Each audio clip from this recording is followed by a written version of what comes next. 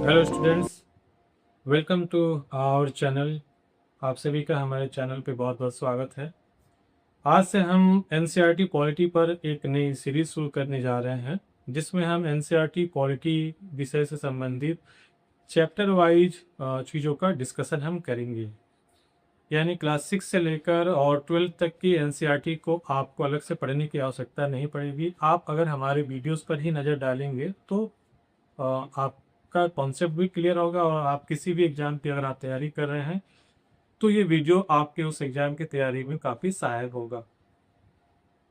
इस लेक्चर को तैयार करते समय हमने इस बात का ध्यान में रखा है कि हम पुरानी और नई जो एनसीईआरटी हैं, वही वो कह लीजिए कि तीनों एनसीईआरटी जो 1986 से एक एनसीईआरटी 1986 में बनी थी, एक 2006 में बनी थी और जो लेटेस्ट इस समय एनडीए गवर्नमेंट के द्वारा बनाई जा रही है, तो हम इन तीनों किताबों से कॉमन चीज़ों को निकालकर आपके सामने प्रस्तुत करेंगे, ताकि आपको पता चल जाए कि आपको तीनों किताबें पढ़ने की आवश्यकता नहीं पड़ेगी और एक ही जगह आप सामग्री को पा जाएंगे। तो आज का हमारा जो पहला सीरीज का पहला जो लेक्चर है, ये क्लास 6 के एनसीईआरटी के बेस्ड है और चैप्टर है भारत में विविधता या विविधता की समझ। इसमें दोस्तों आपका जो विविधता की समझ की जो बातें एनसीईआरटी में बताई गई है, इसमें यह बताने का प्रयास किया गया है कि भारत में इतनी विविधता क्यों है और कौन कौन सी बातें भारत की विविधता को रोचक बनाती हैं।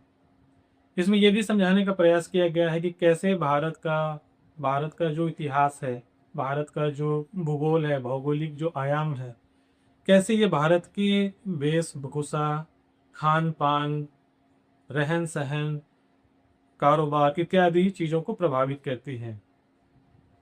तो इस लेक्चर में हम इस बात को समझने का प्रयास करेंगे कि आगे हम इस लेक्चर में ये भी देखेंगे कि कैसे हमारे इतिहास ने भारत में जो भाषाई और जातीय विविधता है उसको प्रभावित किया है।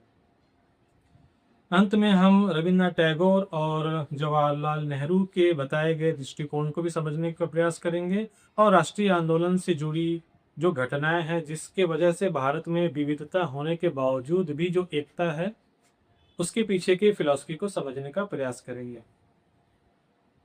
तो जो बातें भारत की विविधता को रोचक बनाती है, उनमें आप देखेंगे कि भारत में सैकड़ों भाषाएं बोली जाती हैं। आधिकारिक तौर पर संविधान में 22 भाषाओं को ही मान्यता दी गई है, लेकिन अगर आप कुछ निजी सर्वेक्षण देखें, इंटरनेट पे आप सर्च करेंगे, तो भारत में लगभग 19,569 भाषाएं या मातृभाषाओं का रिकॉर्ड दर्ज है। एक निजी सर्वेक्षण PLSI के अनुसार भारत में लगभग 700 प्लस भाषाएं उन्होंने अपने सर्वेक्षण में इस बात का जिक्र किया है। तो इतना बड़ा देश और इतनी सारी भाषाएं यहाँ मौजूद हैं, जो भारत की विविधता को काफी समृद्ध बनाती है। इसमें जो गौर करने वाली बात यह है कि भारत की लगभग 44% आबादी, यानी मेजोरिटी ऑफ द इंडियंस जो है, केवल हिंदी को अपनी मातृभाषा बताते हैं। यानी भारत की जो सबसे बड़ी आबादी है वो हिंदी भाषा बोलने वालों की है। उसके बाद क्रम में आप देखेंगे तो बांग्ला और फिर मराठी आती है।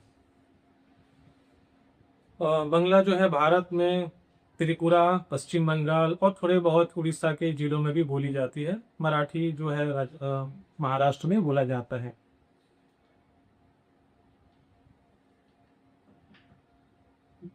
अब भारतीय समाज में जो डाइवर्सिटी है, जो विविधता है, इसके ऐतिहासिक कारणों को एनसीईआरटी में समझाने का प्रयास किया गया है और इसके लिए उन्होंने प्राचीन भारत का उल्लेख किया है।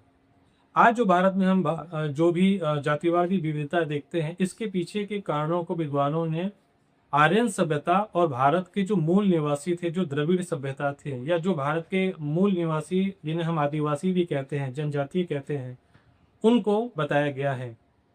तो विविधता के पीछे भारत का अपना जो इतिहास रहा है, आप पढ़ेंगे आगे चलकर कि कैसे भारत के बाहर से भी बहुत सारी जातियां आई।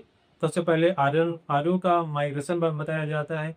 उसके बाद भी प्राचीन काल में ग्रीक, यूनान या पहलव आदि ऐसा आए, सिथियंस आए। तो ये जो बाहर से माइग्रेशन हुआ और भारत की जो अपनी प्राचीन आदिम जनजातियां थी, जिसके वजह से भारत में विभिन्न जातियों का सांस्कृतिक मेल मिलाप हुआ और एक नई तरह की जीवन शैली डेवलप हुई, एक विविधता बनी। इस बात को भी इस एनसीईआरटी में स्पष्ट किया गया है। लेकिन जो बातें डाइवर्सिटी का आधार हैं, वो मुख्यतः इतिहास और भूगोल होता है। इतिहास हर एक क्षेत्र और प्रांत का अलग अलग हो सकता है। भारत का जहाँ तक भूगोल की बात करें तो आप देखेंगे भारत का भौगोलिक विस्तार काफ़ी बड़ा है। भारत उत्तर में हिमालय से लेकर दक्षिण में महासागर और पश्चिम में रेगिस्तान से लेकर पूर्व में अरुणाचल प्रदेश तक काफ़ी लंबा विस्तृत एक उपमहाद्वीप जैसा क्षेत्र है, जिसकी जलवायु और भौगोलिक विविधताएं बहुत ज़्यादा हैं। तो भारत में विविधता को आकार देने में भूगोल का बहुत बड़ा योगदान रहा है। भूगोल कैसे हमारी जीवन शैली को तय करता है? आप देखेंगे कि जहां तापमान में भिन्नता है, जैसे फॉर एग्जांपल आप भारत के उत्तर के हिमालयी राज्यों में चले जाएं तो वहां आपको ठंडी मौसम, ठंडी जलवायु मिलेगी। आप राजस्थान में अगर चले गए तो वहां पर आपको गर्मी ज़्यादा मिलेगी। दक्षिण भारत में अगर आप चले गए तो वहां पर समुद्र तटीय जलवायु की वजह से सब इक्वल मिलता है, बहुत ज़्यादा ठंड नहीं और बहुत ज़्यादा गर्मी नहीं। पूर्वोत्तर भारत में अगर आप चले जाएंगे तो वहाँ की भौगोलिक विशेषताएं ऐसी है कि जहाँ बहुत ज़्यादा बारिश होती है। तो ये जो टेम्परेचर, रेन और पहाड़ी या उच्चावच की जो जो डाइवर्सिटीज़ है, इसकी वजह से लोगों के जीवन शैली में काफ़ी बदलाव आ जाता है, काफ़ी विविधताएं देखने को मिलती हैं। उत्तर के लोग जहाँ खान पान में गर्म चीज़ें, दूध, मक्खन, पनीर इत्यादि पसंद करते हैं, वहीं दक्षिण में आप देखेंगे कि लोग चावल, मछली इत्यादि खाना पसंद करते हैं। उनके अपने पहनावों में भी फर्क आपको दिखेगा सर्दी और गर्मी के मौसम के अनुसार। और यही विविधता हमारे मकानों के, हमारे रहने के आवासों के बनावट को भी दर्शाती है। तो जो जो डाइवर्सिटीज का जो रूट है वो कहीं ना कहीं भौगोलिक कारणों पर बहुत ज्यादा निर्भर करता है। और इतिहास का तो इस पे असर रहा ही है। इतिहास हमारी मिली जुली संस्कृति को एक विविधता में, एकता में बनाने का प्रयास करता है। भारत में ऐसा कहा जाता है कि कोस कोस पे पानी और बानी। अमित खुसरो का ये स्टेटमेंट है जो आप आगे किसी हिस्ट्री की बुक में पढ़ेंगे और आपने शायद पढ़ा भी होगा। तो इतनी जो हमारी ऐतिहासिक विरासत है, विभिन्न धर्मों का यहाँ समावेशन हुआ भारत में। अलग अलग धर्मों के लोग बाहर से भी आए, जैसे अरब के व्यापारी आए तो इस्लाम को लेकर आए, यहूदी आए, चीन के भी लोग आए। आप पढ़ेंगे कि कैसे पुर्तगाली जब आए तो अपने साथ ईसाई धर्म को लेकर आए। तो ये सारी चीज़ें हमारी इतिहास को समृद्ध बनाती हैं और भारत के सांस्कृतिक विविधता को नया आयाम और आकार भी देती हैं। पुस्तक में दो उदाहरणों के माध्यम से इस विविधता को समझाने का प्रयास किया गया है। पहला एक लद्दाख का एग्जाम्पल दिया गया है जो कि पहाड़ी राज्य है, और दूसरा केरल का उदाहरण दिया गया है। आप अगर मैप में इन दोनों राज्यों को अगर देखेंगे, यूनियन टेरिटरीज, लद्दाख हालांकि एक यूनियन टेरिटरीज है। 2019 में इसे जम्मू कश्मीर से अलग करके एक नया केंद्र शासित प्रदेश बनाया गया था। तो दोनों की भौगोलिक दूरी और दोनों का जो रिलीफ है यानी उच्चावच है, ये बात इन दोनों राज्यों के डाइवर्सिटीज को अलग अलग बनाती है। एनसीईआरटी की इस चैप्टर में इन दोनों राज्यों के आधार पर विविधता को समझाने का प्रयास किया गया है। लद्दाख के बारे में इसमें यह बताया गया है कि लद्दाख एक पहाड़ी राज्य है जो एक तरह से ठंडा रेगिस्तान है, और ये जम्मू कश्मीर के पूर्व में स्थित है, और लद्दाख के पूर्व और उत्तर में चीन की सीमाएं मिलती हैं। पहाड़ी राज्य होने की वजह से और ये ठंडा प्रदेश भी है, जिसकी वजह से यहाँ पर वर्षा बहुत कम होता है। लगभग 10 से लेकर 30 सेंटीमीटर तक यहाँ वर्षा पाई जाती है, और टेम्परेचर जो है सर्दियों में लगभग -40 डिग्री सेंटीग्रेड तक चला जाता है। अब इतने ठंड जलवायु में जीना अपने आप में काफ़ी मुश्किल हो सकता है। इसके लिए लोगों को गर्म कपड़ों की ज़्यादा आवश्यकता होती है। तो लोग यहाँ पर, चूँकि खेती होती नहीं है, यहाँ पर लोग पशुपालन को ही अपना जीविका का साधन मानते हैं। तो आप देखेंगे कि पश्मीना नाम का एक ब्रांड, एक ऊन होता है जिसकी जो यहाँ के जीविका का एक प्रमुख आधार है। लगभग लद्दाख के हर घरों में गाय, भेड़, बकरियां आदि पाली जाती हैं, और दूध, मक्खन, पनीर इत्यादि यही उनके मुख्य आहार हैं। जाहिर सी बात है कि ठंडा रेगिस्तान होने की वजह से और वर्षा बहुत कम होने की वजह से लद्दाख में कृषि बहुत नामात्र का होता है। इसके ठीक विपरीत जब आप केरल में जाएंगे तो केरल के बारे में आप देखेंगे कि केरल जो है भारत के सबसे दक्षिण और पश्चिम का एक राज्य है जो समुद्र से घिरा हुआ है। एक तरफ से समुद्र से घिरा है, दूसरी तरफ केरल में पहाड़ियां हैं। पहाड़ियां होने की वजह से केरल में मसालों के उत्पादन बहुत होता है और प्राचीन काल में अरब के व्यापारी या यूरोपीय व्यापारी भी इसी मसाले की खोज में भारत आए थे। लगभग 2000 वर्ष पहले अ, ईसाई संत संत थॉमस यहाँ पर आए थे और अपने साथ ईसाई धर्म को वो यहाँ लेकर आए थे। इसके अलावा समुद्र तटीय राज्य होने की वजह से केरल में मछली और चावल की खेती बहुत ज्यादा होती है। केरल में मछली पालन बहुत होता है जिसकी वजह से वहाँ का ये मुख्य खाद्य पदार्थ है। जाहिर सी बात है कि जो समुद्र तटीय इलाके हैं भारत के, वहाँ पर यही इसी तरह के मौसम होते हैं। इसीलिए लद्दाख की तुलना में केरल में लोग चावल, मछली और सब्जियां वगैरह भी खाना पसंद करते हैं। धर्मों की बात करें तो ऐतिहासिक कारणों से, चूंकि केरल में चीनी व्यापारी भी आए, अरबी व्यापारी भी आए, यहूदी भी आए मसालों के कारोबार करने के लिए, तो बाद में वो यहीं बस गए। और जब वो यहाँ बस गए तो यहाँ के जातीय संस्कृति में घुल मिल गए, जिसकी वजह से विविधताएं यहाँ पे फैल गई है। आज केरल में कई सारे धर्मों के लोग रहते हैं। तो ये सारी चीजें, इतिहास और भूगोल कैसे भारत की विविधता को समृद्ध बनाती हैं, केरल और लद्दाख के माध्यम से बहुत अच्छी तरह से इसमें समझाया गया है। आप भी पीछे ग्राफिक्स में इन चीजों को देख सकते हैं और इन दोनों का जो कंपैरिजन है उसको समझाने के लिए आप इस ग्राफिक को देखकर बहुत अच्छे तरह से समझ सकते हैं कि कैसे चीजें रन करती हैं। अब सवाल है कि ये तो विविधता का डिस्कशन रहा, इसमें एक महत्वपूर्ण पहलू अब ये है कि इतनी विविधता तो ठीक है, लेकिन हम जो दावा करते हैं कि विविधता में भारत में एकता है, तो ये एकता किस वजह से है? ये एक महत्वपूर्ण प्रश्न है जिसका उत्तर इसमें दिया गया है और हम भी अभी समझने का प्रयास करेंगे।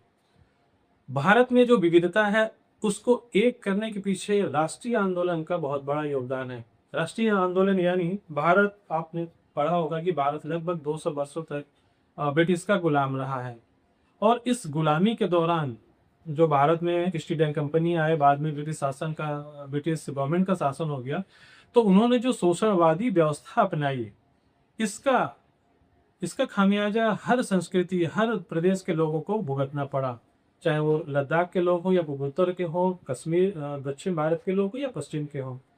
तो एक कॉमन दुश्मन इन सभी समुदायों के लिए भारत में पैदा हो गया, जो अंग्रेज थे और उनकी जो शोषणकारी नीतियां थी। इन नीतियों की ही वजह से भारत में विविधता होते हुए भी सभी के लिए एक कॉमन शत्रु दिखा और जिससे छुटकारा पाने के लिए राष्ट्रीय आंदोलन की आवश्यकता पड़ी और सभी लोग स्वतंत्रता संग्राम में कूद पड़े। या हर समुदाय, चाहे कोई कहीं का भी रहने वाला हो, अपने कॉमन शत्रु से इस देश को आजाद कराने के लिए एक हो गया। इसका उदाहरण भी इस पुस्तक में जालियांवाला बाग हत्याकांड से दिया गया है। 13 अप्रैल 1919 को जालियांवाला बाग में एक सभा चल रही थी जिसमें बहुत से विभिन्न धर्मों के लोग शांतिपूर्ण तरीके से अपनी बातों को रखने का प्रयास कर रहे थे। अचानक उसी समय वहां जनरल डायर, एक ब्रिटिश अधिकारी, आते हैं और बिना किसी पूर्व चेतावनी के गोलियां चलवाने का आदेश दे देते हैं। उस बाग में लगभग 10 से 15 मिनट में 1650 राउंड की गोलियां चली थी और जिसमें ऑफिशियली डेटा बताता है कि 300-350 लोग मारे गए थे, लेकिन शायद उसमें 1000 से ज्यादा लोग मारे गए थे और बहुत सारे लोग तो अपनी जान बचाने के लिए वहां एक कुआं है जहां पर कूद गए थे, जिसे आज शहीद कुआं भी कहा जाता है। एनसीईआरटी में इन बातों का जिक्र है। तो इसके बाद रिएक्शन के रूप में भारत में जो हमारे कवि थे गुरुदेव रविन्द्रनाथ टैगोर, वो अपनी पुस्तक वो अपनी जो उपाधि उन्हें जो मिली थी, उपाधि का त्याग कर देते हैं। नाइटहुड की उपाधि उन्हें मिली थी, उसका वो त्याग कर देते हैं, लौटा देते हैं। इसी के विरोध में आगे चलकर राष्ट्रीय आंदोलन में महात्मा गांधी आते हैं और वो असहयोग आंदोलन की शुरुआत करते हैं। तो ये सारी बातें, ये जो ऐतिहासिक घटनाएं हुई जिसके विरोध में पूरा देश एक होकर अंग्रेजों का विरोध करता है, ये बात ऐसी थी जिसने एक कॉमन आधार तैयार किया और अंग्रेजों के विरुद्ध भारत में राष्ट्रवाद का विस्तार किया। तो विविधता में जो एकता का जो सृजन होता है या जिस वजह से एकता बनती है, इसके पीछे हमारा राष्ट्रीय आंदोलन एक बहुत बड़ा सांस्कृतिक आधार है जो लोगों को वो एक साथ बांटता है, एक साथ रखता है। इस बात को जवाहरलाल नेहरू ने भी अपनी पुस्तक डिस्कवरी ऑफ इंडिया में इस बात का जिक्र किया है और उन्होंने बहुत स्पष्ट तरीके से कहा है कि भारत का जो विविधता है वो कहीं बाहर या ऊपर से नहीं थोपा गया है, बल्कि ये अंदर से इनबिल्ड विविधता है, ये इनबिल्ड एकता है।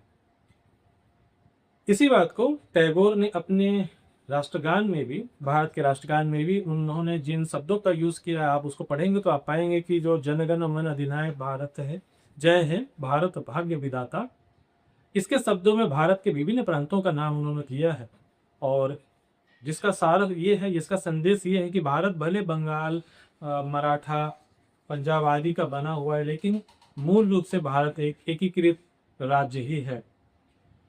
तो कुल मिलाकर जो हमारी विविधता है ये हमारी अब कमजोरी नहीं है, ये भारत की ताकत है और इसी वजह से भारत सदियों से कहा जाता है कि चाहे रोमा, यूनान, मिस्र आदि मिट गए, लेकिन आज भी भारत बना हुआ है और आगे कुछ वर्षों तक, कुछ सदियों तक ये श्रेष्ठ भारत बनने की राह पर चलने वाला है और बना भी रहेगा।